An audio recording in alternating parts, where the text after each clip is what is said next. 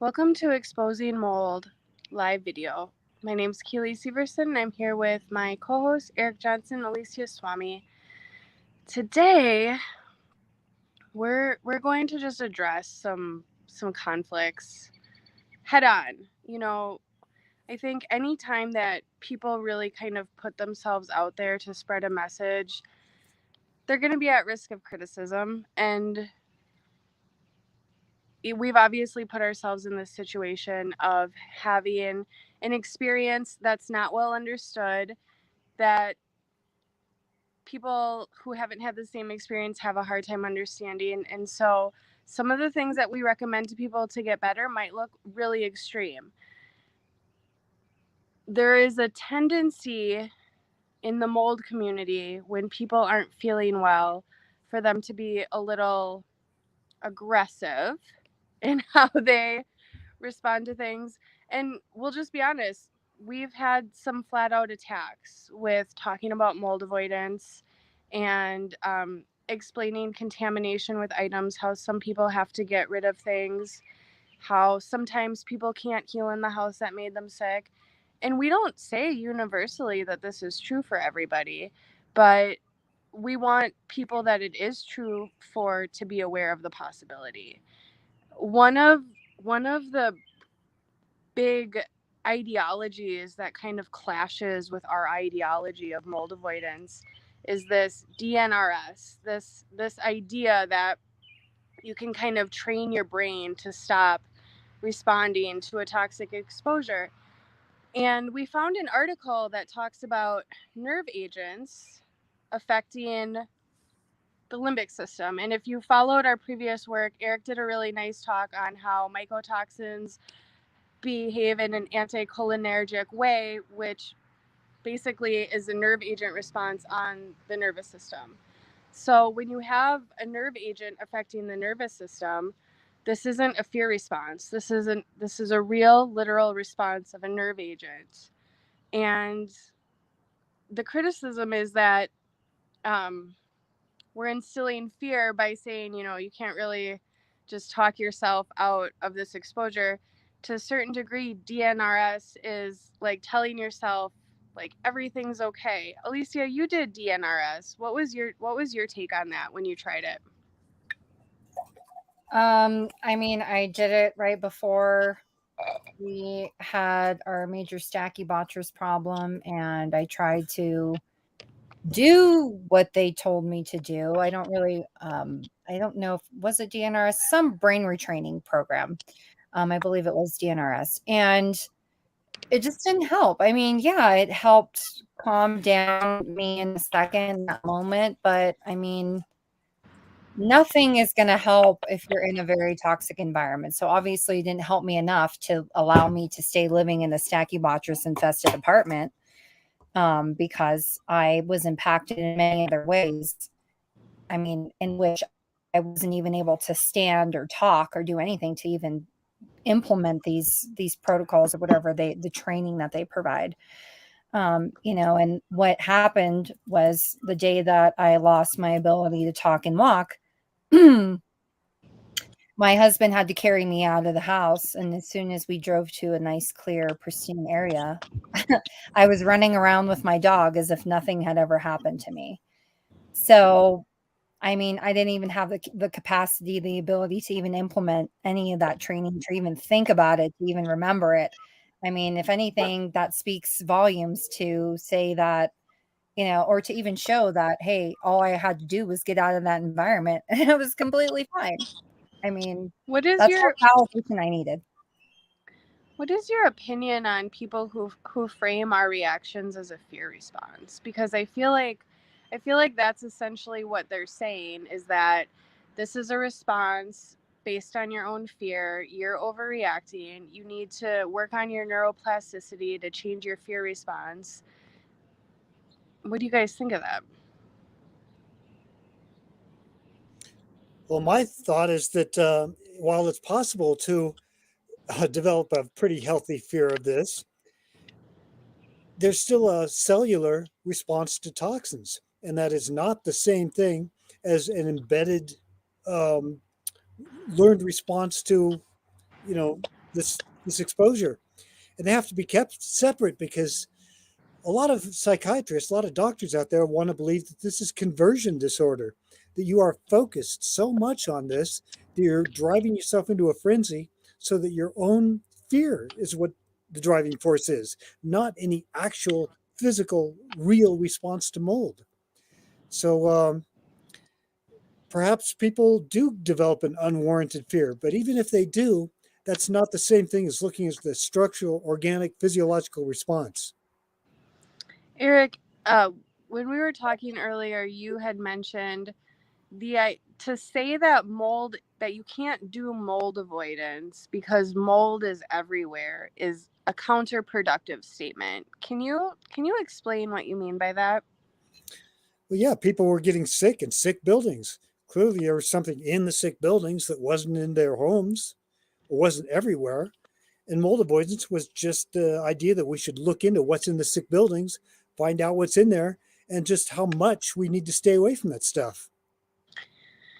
And Alicia, you said something today that I thought was really interesting too. You said any illness is an inconvenience to life. It's kind of like we just expect that we shouldn't be inconvenienced by our illness. Like we don't want to go too far out of our way. Yeah, the whole goal of avoidance is to bring back some normalcy into your life, to feel better again, to be able to pursue your goals, to be able to enjoy your family.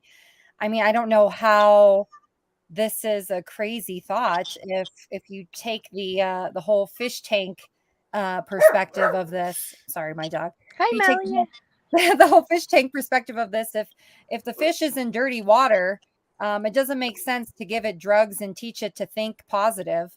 It makes sense to take the fish out of the dirty water and put it in clean water so it can breathe and do what it needs to do to heal. Are I you mean, that's sure? all avoidance is. Are you sure your fish doesn't just need to meditate? I I think, think your redfish, bluefish just needs a good Dr. Seuss book and a meditation.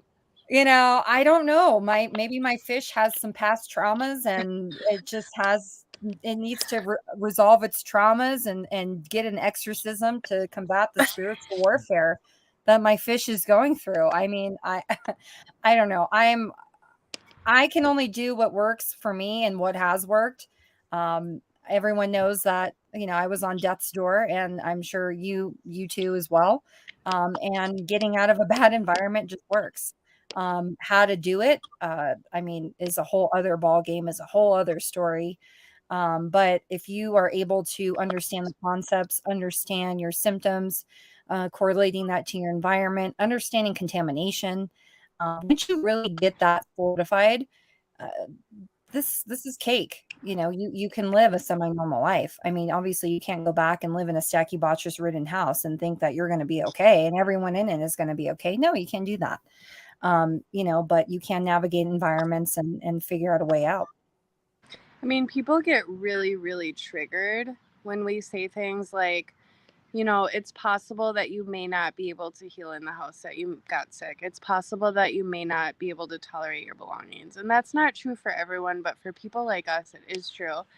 And I can understand how that can be triggering. I remember when I was going through my townhouse remediation and I was just about to go back, and Eric told me, like, well, when you go back, be prepared to like run out with just the clothes on your back. And I was pissed.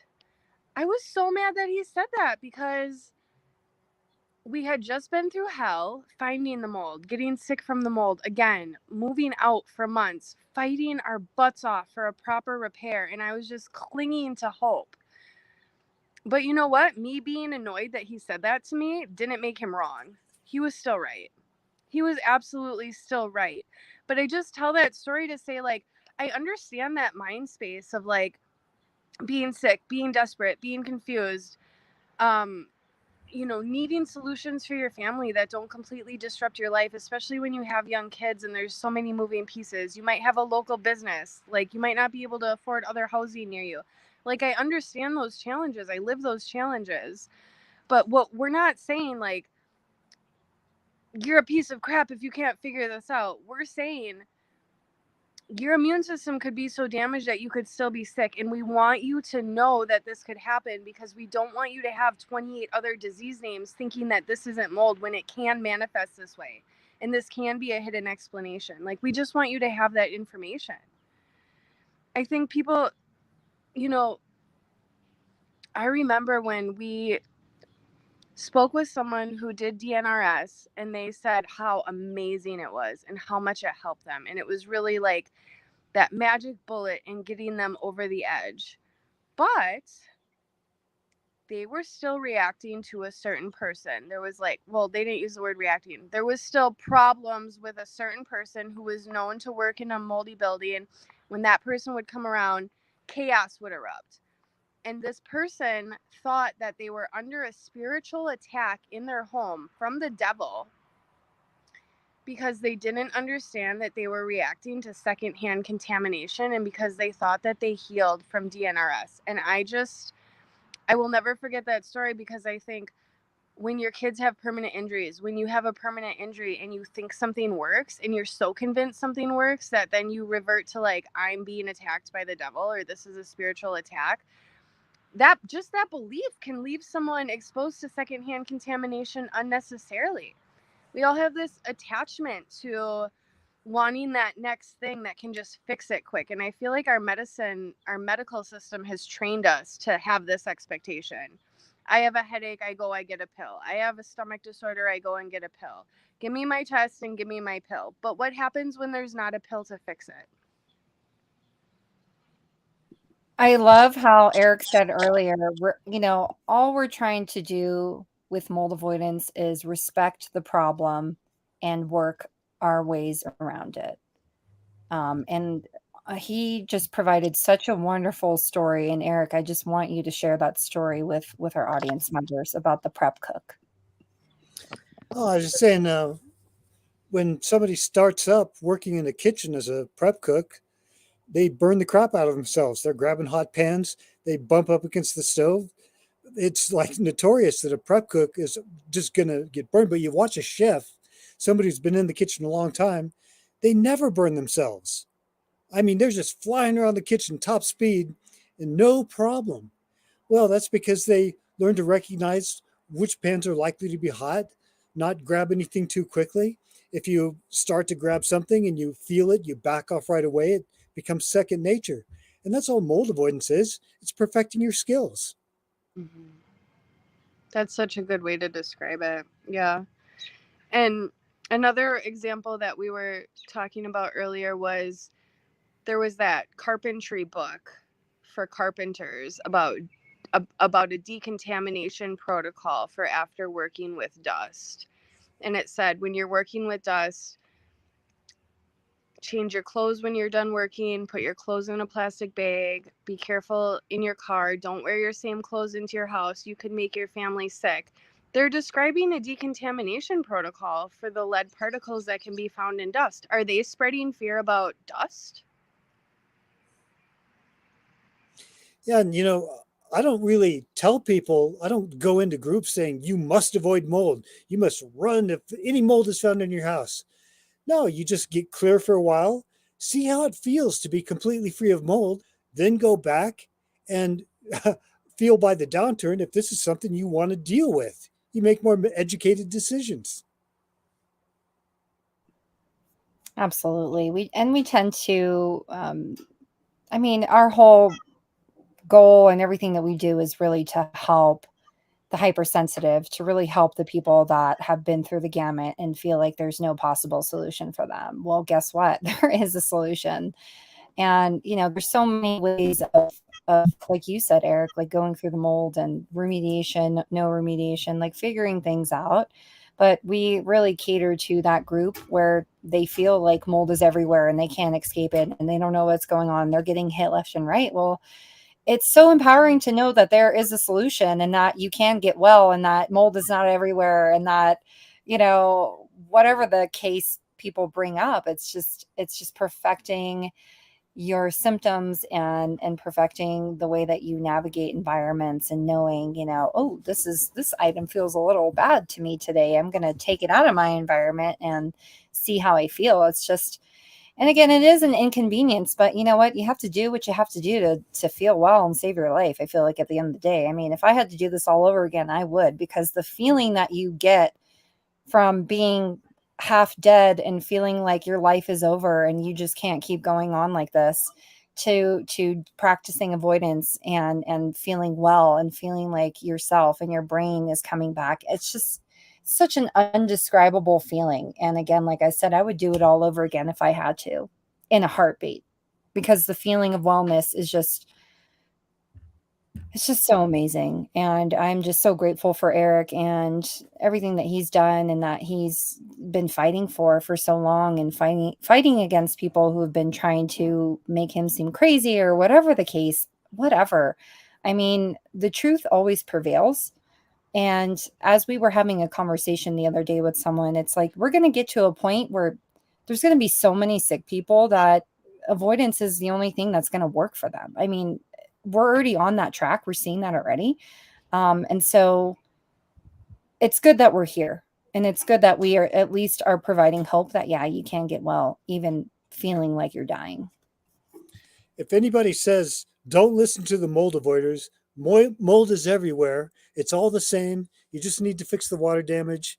Don't even try, because you're going to wind up in a worse place than you were. Check your wallet, because they're taking you for a ride. These people are selling something. Maybe it's their air filters, maybe it's their supplements, or maybe it's just their philosophy. But whatever it is, they're trying to talk you out of making the determination for yourself. And that's what mold avoidance is all about. It's just getting clear so that you can find out what you want to do about it. And if you don't mind being sick in your house, stay there. That's fine. It's your decision. But at least by practicing mold avoidance, you know what you're getting into. I love that you said that, Eric, because I feel like mold avoidance is the opposite of how mold avoidance critics represent it. They make it sound like we're running in fear from every mold spore, like we're just freaking out because we're so scared of mold. And we're actually probably the least scared of mold, because we can be in moldy environments and we can see the mold or smell the mold and be like, oh, I'm not reacting. That mold's not bothering me. Or use our reactions to guide us from something we do need to get away from. And when you're not reliant on a medication, you're not reliant on a doctor's opinion, you're not reliant on a test result, I feel like that's empowering. The fact that you could learn how to use your own senses to guide you to safety in one of the most devastating illnesses that I can imagine, that's empowering. Well, I just had an experience not too long ago. My parents had a slow leak under the kitchen sink, that we knew nothing about. And when we finally discovered, pulled everything out, I look in the back, and here's some particle board completely rotted away, covered with black mold. So I get in there and I'm trying to help my parents, and I'm scooping out the mold with my bare hands. Well, we needed to call a plumber to fix the leak. So the plumber shows up and he sees me down there scooping up this mold, and he gets this look of shock on his face, like, oh my God, that's black mold. You're gonna die. And I had to laugh. It's like, oh, so you know a thing or two about black mold, huh? He goes, oh yeah, I've got a nephew who's horribly, horribly sick with black mold. So you better, back up. You don't know what you're doing here. And so I pull out the book, Mold Warriors, and say, well, actually, I think I do know a little bit about this. I've been in a couple books on the subject, and this isn't the stuff that bothers me. And believe you me, if it were, I would tell you about it, because I can feel the bad stuff, at quite a distance. That's really cool. It's like, I mean, that's not the coolest superpower to have, but I mean, at least you can know, like once you develop that aspect of yourself where you can identify and based on how you feel where the badness is, it's like, it's so great because you're just like, oh, that feels bad. Like, oh, my heart is going. I got to stay away from that area. It's just like, it's like saying no to drugs. Someone's like, hey, you want to take a swig of that, or you want this? No, it's just, that's how I envision it in my journey. It's just like saying no to the bad stuff and going where I feel good and staying in those places.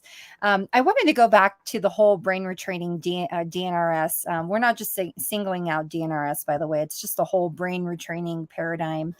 Um, what's really dangerous about this is that, I see, gosh, there's this couple that likes to advertise this brain retraining program, and they say you don't have to do anything at all except brain retraining, and you can feel better and live better and get your life back.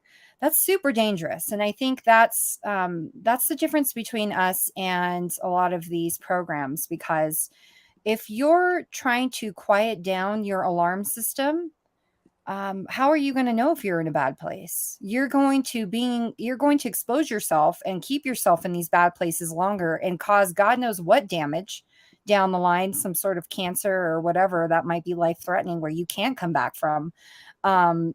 Just to be able to tolerate a bad environment. I don't see the positive trade-off for these different type of programs. I actually see them doing more harm than doing good.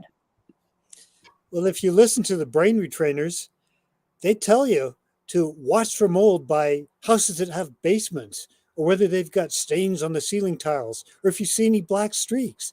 And the more you listen to the people who talk the most about brain retraining, and they're the ones who are running in fear from everything they think could possibly be mold. It's like they see black streaks on a pallet, like a wood pallet, and they look at that and go, "Oh my God, is this mold?" And you can see, wow, these people really are driven by their fears. They really are running away from everything they think is mold. So probably when they're helping themselves, they're getting over their unwarranted fear of something that's not bothering them at all. Well, what was so interesting, and I want to bring this up because I started getting, when I was in mold, unknowingly in mold, I started getting weird fears. Like, I mean, I used to fly everywhere in the world, and all of a sudden, like, I couldn't even get in a plane to fly from San Francisco to Portland. Like, I would lose my shit. And I was like, I did everything I could to keep myself from having a panic attack and having to jump out of the plane. That's how I felt. And it was like super weird. I'm like, why am I just so scared of everything for no reason? My stress is out of control. Every little thing triggers me. I can't control it. This is weird. This is not who I am. Come to find out, I had mold. And as soon as I was able to go ahead and really understand mold avoidance, practice it, understand my feelings, my symptoms, a lot of this stuff dissolved. I don't have these crazy fears. I'm not getting scared over XYZ that would freak me out before. And that really made a connection to me that, wow, you know what? For the longest time, I thought, maybe I have some unresolved trauma that is just really beating me down and I'm psychologically effed up for some reason. I don't know why. I've been to the Reiki healers and the masters and the past life regressionists. I mean, I've done every single little thing in the book you can think of to try to help my mind, thinking I was crazy. But no, I mean, it was this toxic agent that was affecting the way that I was feeling, thinking, and viewing life, and I mean, emotionally, just everything. And as soon as I was able to get out, all this stuff completely went away. All of it. I mean, it was just incredible. Well, you remember the story of Pavlov's dogs, where he'd ring a bell and then feed the dog, and the dogs would learn to salivate at the sound of a bell. Condition the dogs to anticipate the food. Well, that's great. Maybe you can condition the dog to do that. But if the dog doesn't associate the bell with the food, then there is no conditioned response. And with mold, if you don't think of every stain, every bit of water damage, every smell as being something you should be afraid of, you never develop that fear. The only thing you're worried about is that sensation that really knocks you flat. And by brain retraining, they're actually telling people to talk you out of responding to all these conditioned fears, when that's never what you should have associated with toxic response anyway. Yeah, we had Dr. Cheryl Harding on the other day. God bless her soul. That lady is incredible. That conversation will be coming out next month, and I guarantee every single mold injured person listened to this conversation because she was amazing. But she did her mouse studies on that, right, Eric? Could you maybe go a little bit in detail into that? Yeah, they did a study where they exposed mice to the toxin, and it was in a certain environment with a certain wallpaper, distinctive wallpaper. And so the mice learned to associate being in this, with the sound and, all the signs around them that they were about to be exposed to this with a behavioral response. And they learned to associate the toxin exposure with the environment, with that wallpaper, with the buzzer, whatever it was. So all the conditioned fears set them off and caused the behavioral response. Great. But that is not the same as how a toxin affects your cells. That's simply a conditioned response. And if you never condition the mouse in that way, they wouldn't have that fear. They would respond only to the toxic exposure, not to the wallpaper, not to the bell. And it's like hang gliding. When you walk up to a cliff, you don't have a hang glider. Well, it's just naturally to be a little worried about falling off. But if you know that you've got that glider, you could just walk right off, sail off into the distance. It's no problem. There's no fear because you understand the situation. And I feel that with mold avoidance, if you understand the situation, then you don't develop all these strange, unwarranted fears to things that have nothing to do with this toxin that comes out of nowhere and slams the crap out of you. Absolutely. I mean, I just love that conversation. She just validated so much within this paradigm, and I can't wait to release that to you guys. You guys are going to love it. Well, the brain retrainers, they try to talk about this, whatever conditioned fears you may have, as being part of the toxic syndrome. They say that brain retraining addresses the root cause. No, it doesn't. If you can expose these cells in vitro in a test tube to the toxin and get a cellular response, that's the problem. Yeah, I mean, I just posted that paper that we found on the limbic system being damaged by nerve agents, which is basically what toxic mold is. And it says that the limbic structures are particularly vulnerable to damage by these agent exposures. And I think it's so great because how, like, when you get a diagnosis of some mental illness, like, how stigmatizing is that? You feel like what, there's no treatment, right? There's CBT, there's all these drugs, but there's nothing to really say what's causing it, and a lot of people attribute it or associate it with genetics or whatever. But to think like, man, I'm actually probably being exposed by something toxic and I'm actually not inherently crazy and I'm not this diagnosis. It's this external object that is harming me, that is changing my personality. I mean, once you grasp that understanding, it makes you view the whole paradigm a lot differently, because then that inherently that it's not you, it's what you're being exposed to. And once you remove that, you can get back to your normal self. Everyone's not inherently evil. It's probably a lot what goes on in the world, a lot of bad. It's probably a lot of exposure-based issues that we don't even know about. But it's just so gratifying to know that even through my own personal situation, that I'm not the crazy one. I'm just being, poisoned by something, and I just have to remove that poison out of my environment, and I'm back to normal. Well, let's talk about the cell danger response. There's this idea that the cells may provide a danger response in the presence of something that's below the level of being pathogenic, and that you're responding just to the danger response alone without reaching a level that is bad enough to cause actual harm. Okay, let's assume that's correct.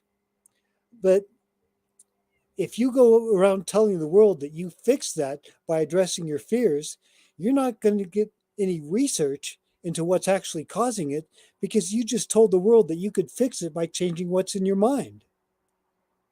That's, right now, we've got a whole lot of people that desperately need research into something very real in the environment, and they can't get it because there's so many folks out there saying, I just did brain retraining. I changed my mind about it. Well, you just told the doctors of the world, I'm afraid your toxicological problem is not in my purview. It's not in my field of expertise. Perhaps you should go see a counselor instead. Well, I guess everyone who's watching today is going to have to really just listen to what we have to say and choose for yourself what you think is happening and who is causing the most harm. We're going to keep doing what we're doing. We're not going to stop. Um, I mean, anyone who does avoidance and really understands it and grasps it, I see them doing very well and living normal lives. Keely, you're living in a home. You're doing fine. I'm choosing to be as extreme as I am because I actually fully enjoy doing this RV life. Eric's, you're at your parents' house. It's a house that, you know, could have some issues maybe on days where it feels like it's amping up, but you know how to avoid those things. And so it's really just about gaining a skill, a strategy for you to understand what's going on in your environment and not feel like you're helpless and you don't know what the heck's going on. You don't know why you're so sick and you don't know how to remedy it. There's nothing more worse, I feel like, in this world than being affected by something and not knowing what the hell it is and not having anyone be able to tell you what it is, and you're losing your mind trying to figure out what is the problem, and you're doing everything you can in your power to try to remedy it.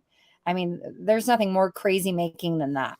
And I feel so grateful to be working with you, Keely, and so grateful to have found you, Eric, because I don't have those feelings anymore. I don't have to worry about that. I can live freely now, and I can pursue my goals and my dreams and enjoy my family, and not feel like I am hopeless and my life is done. Well, I'd just like to say that it's impossible for recommending mold avoidance to be bad advice because a superior and refined strategy of dealing with mold is always more effective than a less refined and uncoordinated attempt. So that's all mold avoidance is. It's working on strategy. Yeah, yeah. And to those who say that they've done mold avoidance and they haven't been successful, then you have to retune or refine your strategy. You have to see what you're missing, or what's going on, or maybe even consult with a coach or find a group that can help lead you to really understand what's going on. Because I do see that. I do see people who say that mold avoidance, it's, you're brainwashing people and it's not working. And it's like, well, what are they doing? Let's see, let's break down, let's listen to their story so we can maybe help them fine tune their strategy to really make it effective for them. All right, you guys, I'm going to go ahead to the comments section here. We do have a few things. Vera Hannah Doe, hi from California. Hello, my dear. How you doing? How you feeling over there? I'm hearing there's a lot of fires breaking out. Let us know. She says, thank you guys for everything you do, with a little trophy emoji. Yay, I want to hold the trophy high. That trophy really belongs to Eric. We all wouldn't be here without him. Michelle Rowe, she says, if you aren't on death's door but have some hefty symptoms, including brain fog and inflammation, will you continue to get sicker? If you're in a seriously moldy environment, yes. And if you are not debilitated and you do still have some energy left in you, please get the heck out. I mean, do you guys have any other advice? Well, my feeling is that over time, if you continue to deteriorate, you can probably project that it's going to get worse. And mold avoidance, you get out for a while and see if you can stop that downward progression. And if you can, then you might decide that it would be a better idea to put a little effort into mold avoidance. Absolutely. I forgot that I can press these. Jennifer Miller says, you guys are awesome. Thank you. Thank you, Jennifer. You're awesome as well. Tim Strickland, I thought this was pretty funny when I saw it pop up. He says, I've done the Gupta program. It made me much more accepting of my metamorphosis into a vegetable. Oh, dude, that was hilarious, man. I mean, hey, I was trying to do this DNRS program, while in a bad environment. And that, if anything, it made me feel better, maybe to stay in that environment longer and do more damage to the point where I couldn't walk. So sometimes these things just, are there to quell symptoms momentarily, but you don't know what the long-term damage you're causing or what will happen next, right? Vera Hannah Doe says mold avoidance is step one in healing. Absolutely. She also says, yes, hello. Thank you so much for asking. Yes, fires in California. It's sad. We are hanging in there. All right. Well, I'm so glad you're hanging in there, my dear. Michelle says, thanks. What does a mold sabbatical need to look like to be sure you're doing it right? Mr. King of Mold, take it away. I just went out to a pristine location and felt somewhat better. Not perfect, not completely healed. I couldn't jump up and climb mountains right away, but I could tell there was enough of a difference that this amount of feeling better was something I wanted to go for. I didn't get completely clear. I didn't abandon everything. I took my camper with me, and my camper was horribly contaminated. But just by getting out for a couple hours, I could tell by going back to my camper just how much worse I felt. Told me it was contaminated. It was a learning experience. So don't try to make it perfect.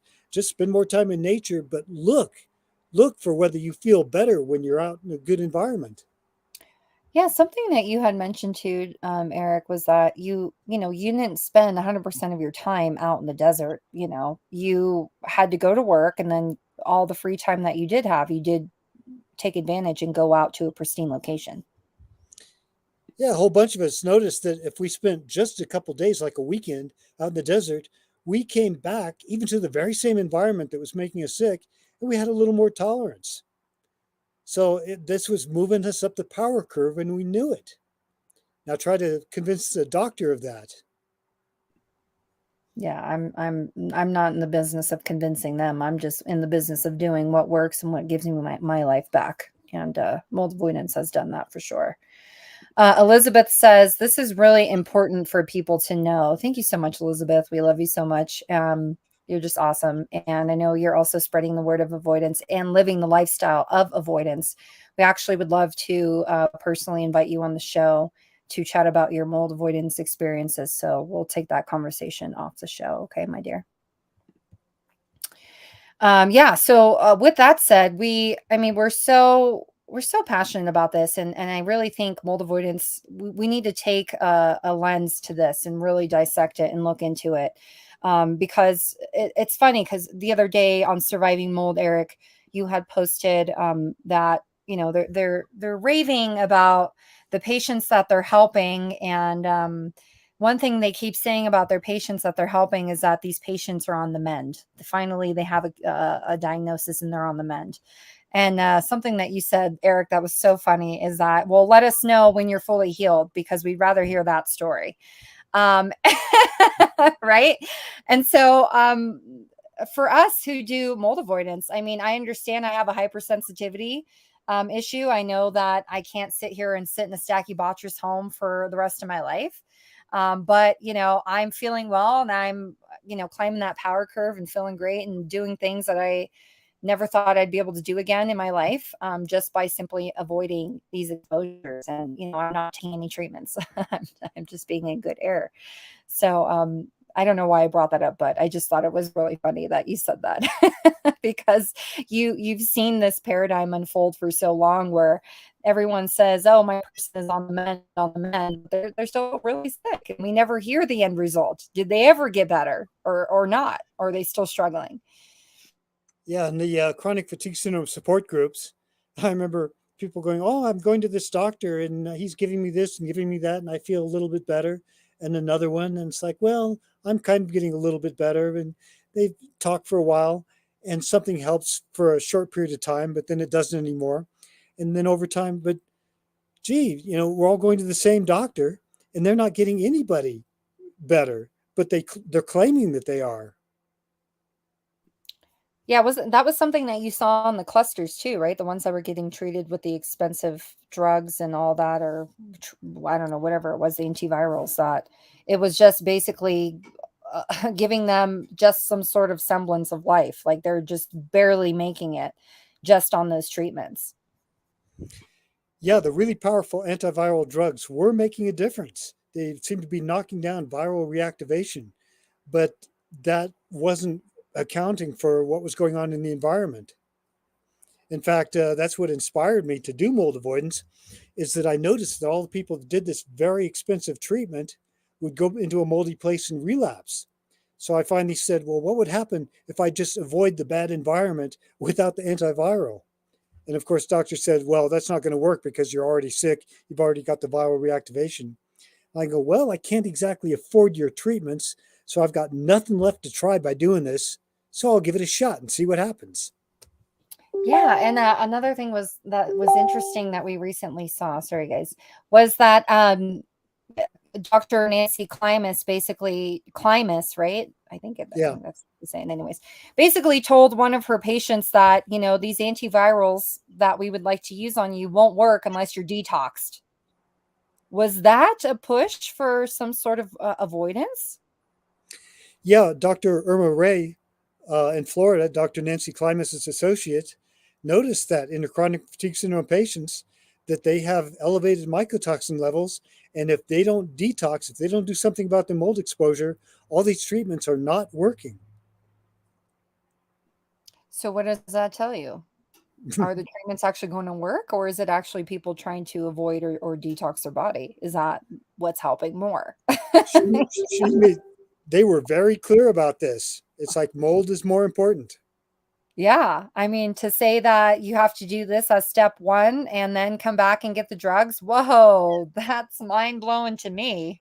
Yeah, I Dr. mean, Klimas's institute is the first chronic fatigue syndrome organization to admit to this connection. yeah, and they mentioned you in their talk, Eric. That's pretty cool too. They know who I am. Well, it's like Eric's not so crazy after all. He knows what he's talking about. Now everyone's just getting on board. Like Finally, will like they Dr. ever admit Klimas that they said, were wrong? you're always bugging us. You're always keeping on top of us. You're always bugging them because, man, you want them to freaking find some solutions and start helping people out. There's too many people going down out here, getting sick, dying, committing suicide. I mean, this is a serious freaking issue. People are losing family members. I mean, this is not a game at all. And so I'm very glad for your persistence, Eric. I appreciate you. I'm going to go back to the comments here. We have Michelle Rowe. I was told my town has MT and that once mold has ravaged your immune system, it's the MT that really keeps you sick and you need to get out of it to heal. Is this true?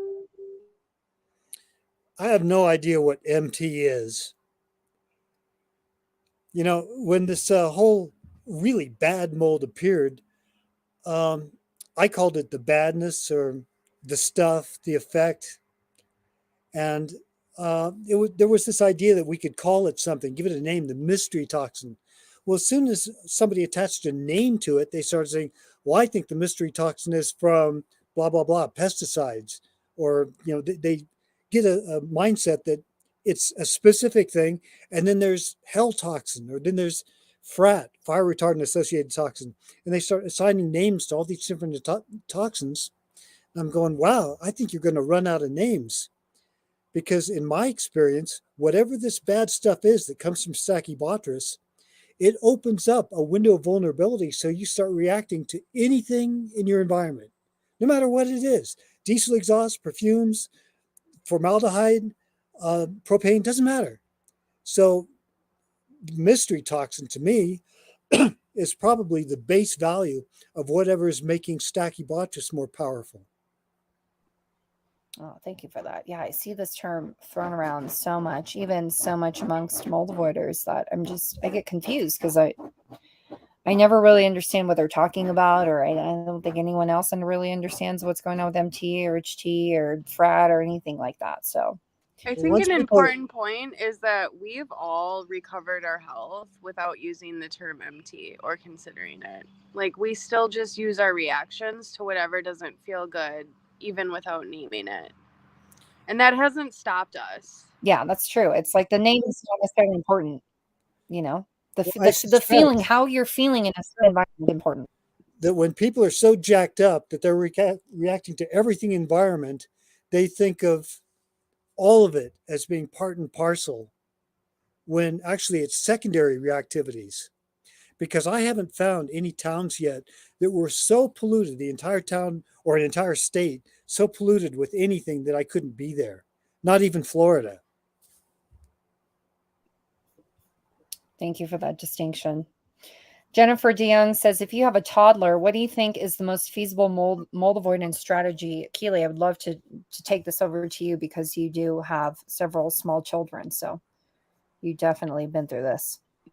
I mean, I think what this question is asked on might be a misunderstanding of what mold avoidance looks like in real life practice, because I think it has this stigma of, because of some really influential mold avoiders who have had success, it has this stigma of like, you have to always be traveling, you have to always be in an RV, you have to always, I don't know what the ideas are, but it seems like people think like on the road, in hotels.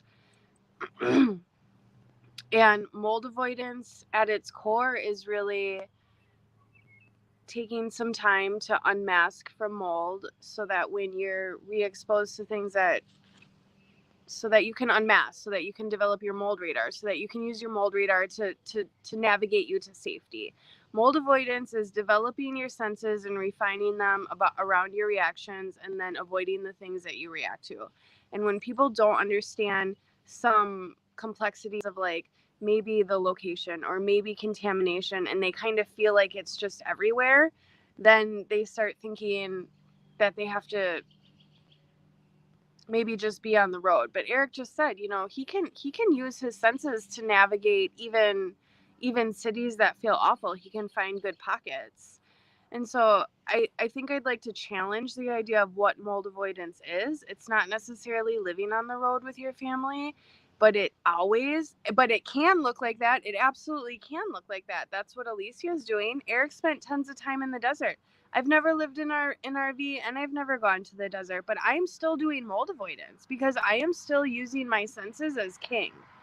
My senses tell me if I walk into a room and there's an object that's flaring me. I trust my body. It's really developing that trust with your body, using those senses to guide you, and not being willing to psychologicalize yourself by saying like, oh, I just have anxiety, or oh, I'm just depressed. Like, understand, when I'm near this one area or this item, I'm having consistent feelings of anxiety or depression, but when I'm outside here, I don't feel that. So like, what's the difference?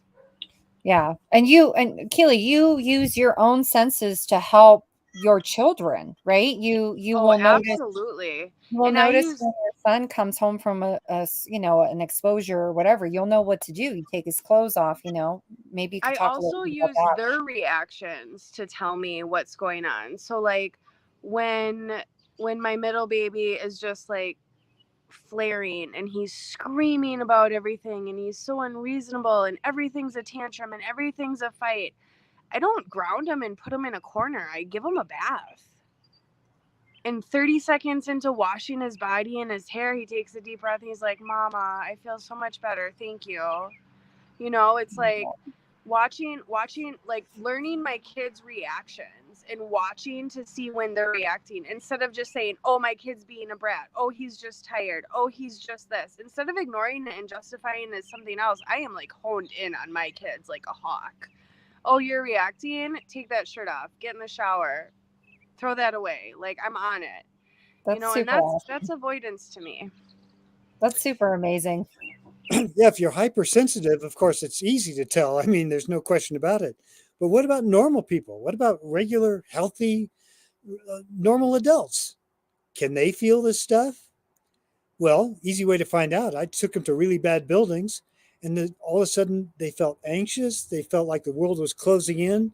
Their outward look was not quite as bright as it was before. They felt a little bit tired, and I'm going, yeah, that's it. You can feel it. They go, no, no, that's just me. I'm just a little off right now. I don't know what it is. I go, no, we're all feeling the same thing at the same time. You're being affected too. All you have to do is admit it and realize that this stuff can travel home on your clothes, and you'd be better off if you washed your stuff and not brought it into your bedding and into your house.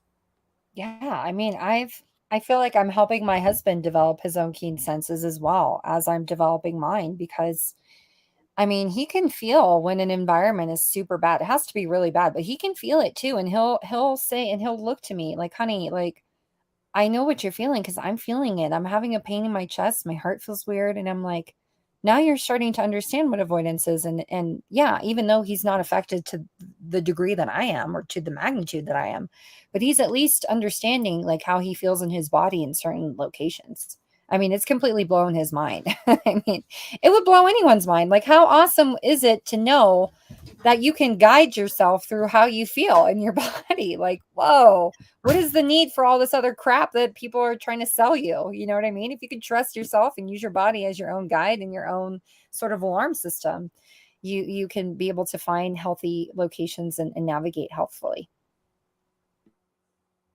I just want to go back to what Keely said. Keely, that really warmed my heart with what you shared with your kids and honing in on even on their reactions. And Jennifer, I know that you've consulted with us in the past. Please book another session with us, and we'll be more than happy to hear your current situation and help you develop a strategy. Vera here says, Mr. Eric, sir, do you hold valuable information and knowledge? Sorry, Vera, I'm not mocking you. I just thought it was so cute when you said sir. Would you consider studying to become a holistic practitioner?